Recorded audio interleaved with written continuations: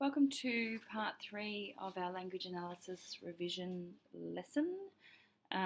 We are going to continue on with the article that we've been looking at, and we're going to focus on the accompanying cartoon. So this is the cartoon that accompanies the articles on the Bangladeshi accident that occurred when many garment factory workers lost their lives. So what we're going to focus on is a couple of things. We are going to look at the contrast between the two women in the image.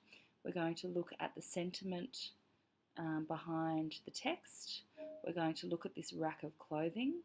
We're also going to focus on the colour of this woman's dress, and I would invite you to make some connections between some of the quotes in these articles, or in this article, and the letters as well. So the first thing I wanted to pick up on is the text. So obviously They're So Cheap mirrors the idea of consumer sentiment and how fundamental consumer sentiment is to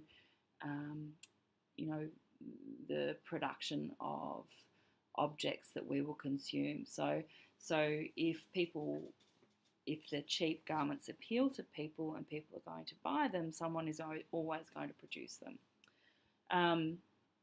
Down here you've got the sentiment of the woman in the darker green dress, who really, you could argue when she says they paid a high price for them in Bangladesh, she's looking at the deaths in Bangladesh, and is indeed scrutinising fashion's dark heart, as Susie Freeman Green is asking us to do in the last line of that article. I would also draw a comparison between the colours of their dresses. This sort of plain dark green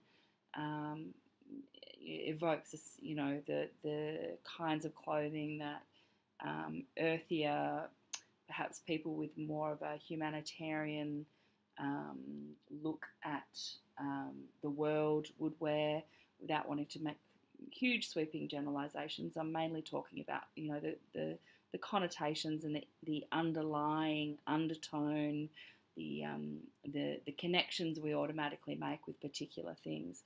Whereas red, you're going to think of as, red can be representative of so many things. It can be representative of power. It can be representative of luck. And these are the sorts of things that, white Western people have. They have power.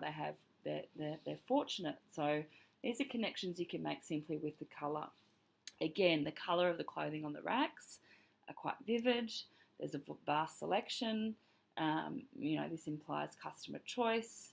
And these are all things we have when we're able to buy such cheap clothing. Their facial expressions denote the difference between, I really frame this whole cartoon with the last two sentences in the article, which were, will we forget Rana Plaza in a few weeks as we stock up on our winter wardrobe? This is what she represents in the red. Or will we keep scrutinising fashion's dark heart? So I would frame my whole discussion of this cartoon with those two sentences. You need to look for connections between the cartoon and the writing.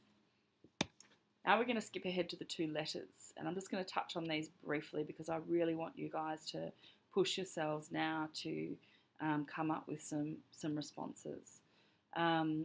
Okay, so the ACTU leadership should hang its head in shame over the poor working conditions in Bangladesh and the fate of so many injured or killed in industrial disasters. As a former active unionist and Labor Party member, I expressed concern in the 1980s about the lack of support by the ACTU to keeping jobs in the footwear, clothing and textiles industry here. This is interesting because the green section, the writer is talking about how terrible this situation is and is imploring the readers to understand the shame that unions should feel about this.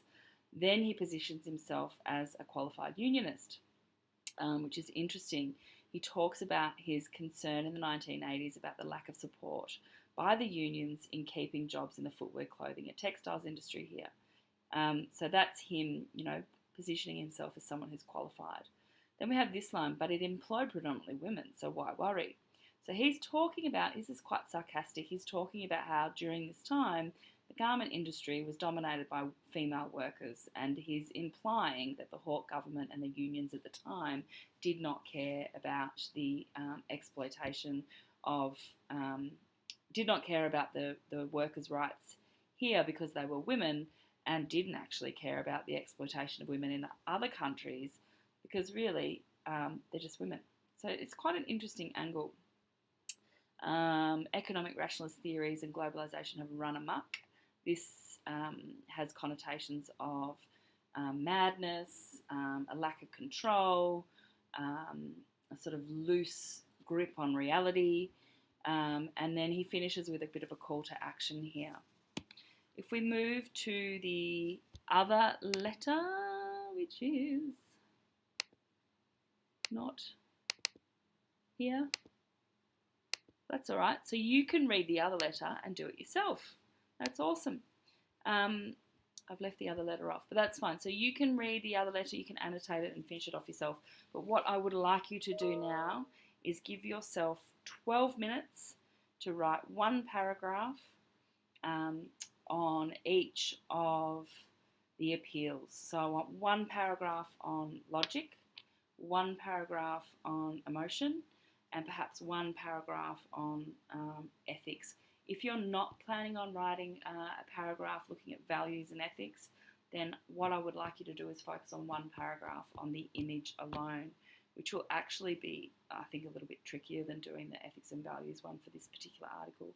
But remember, you need to be able to adjust your approach depending on the material you are given. So don't forget that. I hope this has been helpful. Now it's over to you to do some writing. Make sure you set your timers and do as much as you can before the practice sack. Good luck!